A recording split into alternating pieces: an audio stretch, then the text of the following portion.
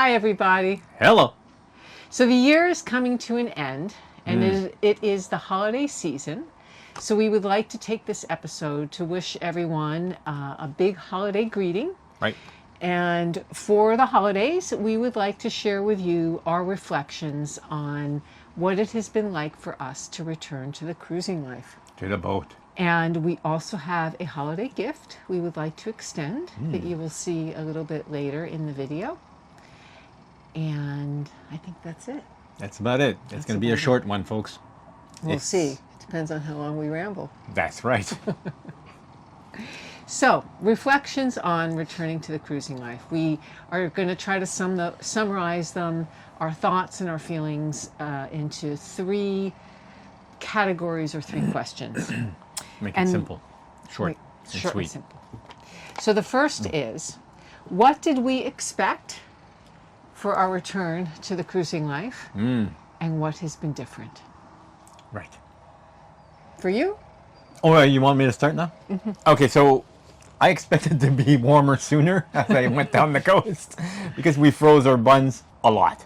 What has been different? I wanted to do more sailing, probably. Yeah. It's been different that you haven't just sailed as much as you wanted Right, to. we haven't sold. We haven't We haven't sold anything either. We haven't sailed a whole lot, like maybe a couple of times. And then the wind disappeared and it just flogged. So, yeah, I wish there would have been more sailing. So for me, one of the things I remembered about being out in the cruising world was this really strong tapestry, strong thread of Community. The Yeah. cruiser community was, and still is, I'm sure, on many levels, a very, very strong group. And you'd end up in, or at least we would end up in an anchorage when we sailed down the West Coast, and in Mexico and Central America. And you'd pull into an anchorage and people would get in their dinghies, and whether you liked it or not, They came alongside. They come alongside, introduce themselves, say hello.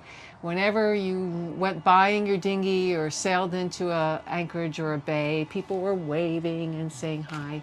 You'd end up bumping into each other all the time Yeah. and talking and sharing your adventures and stuff. So, And we've definitely experienced some of that, but I have to say, I find it's much more like this. what is that supposed to be? Heads down. Oh, okay. And I'm fighting. I find there's not that immediate joining together of energy, and there's not that immediate greeting. Once you start talking to people, certainly, open up. yeah, things open up more. So you definitely get people talking to you once you start talking to them, but I find there just isn't that immediate greeting, immediate warmth and friendliness. Maybe that's just circumstance as to where we've been, but I was really kind of surprised by that. It's a little different that way. I think it's more the days of the internet where people are more stuck on their Facebooks and their interaction on the different social medias instead of actually going out there face to face and saying hi. I mean, we've anchored in places real close to people and they look at you, but they won't say hi. That's the only big difference that I find. It's like nobody will come out and say hi. You'd have to go and pull it out of people. They're more shy, I guess. I don't know. Yeah. They're still warm, but they're more shy. So the other thing for me, in terms of what did I expect and what has been different, is I guess I didn't really have a lot of expectations about the East Coast, but it's just been very different than what I expected it to be. It's been a lot colder, like you said on the way down, and the sailing has been different than what I expected. A lot rougher. I knew that, like being in Halifax, I knew that weather was definitely different than on the West Coast. Gives you less time to be able to go out there and do some mellow sailing. Because we have all the animals and stuff, I think we were more expecting to be able to sail a little bit more without traumatizing our pets. So the next question is, what has gone well and what has been difficult? You want to share your thoughts on that? Sure. What has gone well, this boat has performed fantastically. I mean, everything has worked really well. I'm going to touch wood on that because everything is still working well.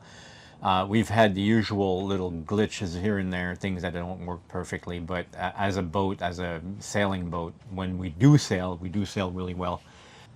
And so for me, what has gone well and what has been difficult, maybe I'll start with the parts for me that have been difficult and end with the parts for me that have gone well. The things that have been difficult is our prior experience cruising, we really were able to sort of settle into our style, which is to stop for as long as we want to stop, enjoy a place for as long as we want to enjoy a place, or get up and go.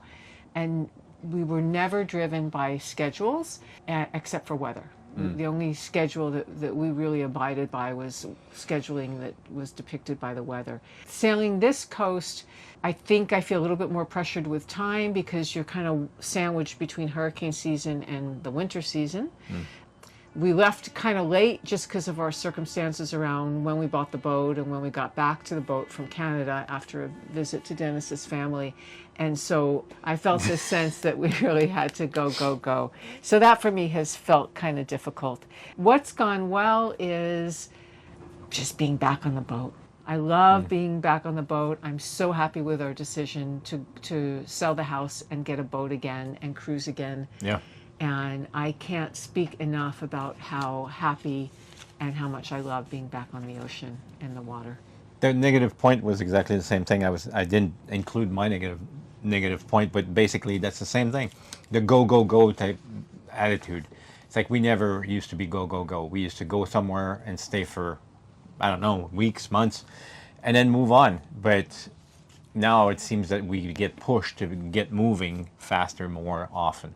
So 2 days here, 3 days here. It's always a little tense to always being on the schedule and saying we can only stay here for so long. So. And I reflect on some of the places that we want to go, that probably will be a theme. Like I think about one of our top destinations that we're really looking forward to is going to Europe, and because of the Schengen rules there, or how long you can stay in the EU countries, is we're really going to be driven by that schedule too. So I guess it's something for us to get used to and find our ways of adapting to. But I'm thinking, at least in the EU, you could go to another country, get out, come back, and do some more of that. Those little, you know what I mean? You could stay longer in different places. You could get out and come back. We're not just going to stay there 1 year. Right. You know what I mean? We can say, okay, well, next year when we come back from Turkey, let's say, we can go back and do Greece, or we can go back and do Italy, whatever. Right. But Yeah. here it's just like, let's go south. And As quick as we can. yeah. Okay, so the topic or question number 3 is overall, what have been the ups and downs of our return to cruising life? And what's that been for you? It's definitely nice to be back to the boat. It's all merged back to coming back to the boat life. The sunset, the sunrises, even the night watches, if they weren't so cold, they would have been really, really nice. Like the full moon, the sound of the ocean, it's so quiet, it's so beautiful. And the wildlife, it's like we finally starting to go where there's a lot more birds, a lot more dolphins, and we look forward to get to the places where we can actually get in the water and get into sea and swim with the dolphins and swim with the turtles, and we're not quite there yet. But it's getting warmer. Yeah. And should I say my negative on that one too? Yes, please. Okay. It comes back to the same thing. Never enough time. We never have enough time to do what we really want to do, as in stay there and enjoy the wildlife, enjoy having a drink on the deck, and so on and so forth. So the ups and downs for me are relishing the fact that my intuition screams to me how happy I am to be back on a boat and back cruising and back on the ocean.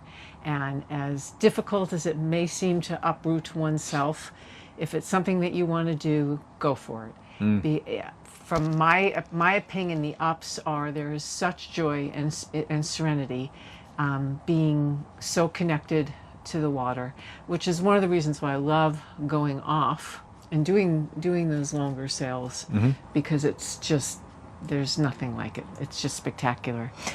If I may say on that subject, if you're going to do this, maybe don't put so much expectation in it. Like, just know you're going to go sailing, or you're going to go do whatever you want to do, but don't go out thinking, oh, it's going to be like this, it's going to be like that. Just go and do it. That's the thing. When you put expectation, you kind of get disappointed. right? You're It's bound to really do it. hard to not have I know. expectations. I know. I That's the told hard part. myself there's been so many circumstances where I always say it's never what I expect, and I think I talked about that before. And it's really it's like it's human nature. It's almost like it's human nature sometimes to make judgments when you know Yeah. you shouldn't be making judgments. It's so hard to not come up with expectations, and nothing's ever what you expect. I know. So Yeah. there you go. That's our two Yeah. tidbits. One of the things for me around the timing too, and this is kind of partly because we've had to get moving when we've had to get moving, is a really important part of my life is being able to work out and stretch and do yoga and meditate and run. And those sorts of things I have not done as good of a job at maintaining consistency with as I would like, because I feel like, well, we just got to get going. So trying to find, I'm still working on that, struggling with that a little bit, trying to find the balance between making sure I make time for those things. I mean, I think that we stay more fit on the boat. I feel more fit than Yeah. I ever did in my working life because I would sit more. And so I know I'm a lot more active, just all the movement and everything that you have to do, like walk to the grocery store instead of drive to the grocery store. Right. So, but the routines of the workouts and the runs are a little bit harder to maintain. So that for me has been a little bit of a down. And but I don't really. I mean, I'm really really glad we've come back to this lifestyle. Yeah, we could definitely adjust later on with the workout schedule and the riding bikes and so on and so forth. It's just that right now, again, it's a lack of time. So we just gotta go where it's warm and just get it over with. But so, any other Yeah, thoughts? that's about it, folks. So I hope you have a happy holidays and stick around for the little gift at the end. It's not big, but it's the thought that counts, It's a right? great gift.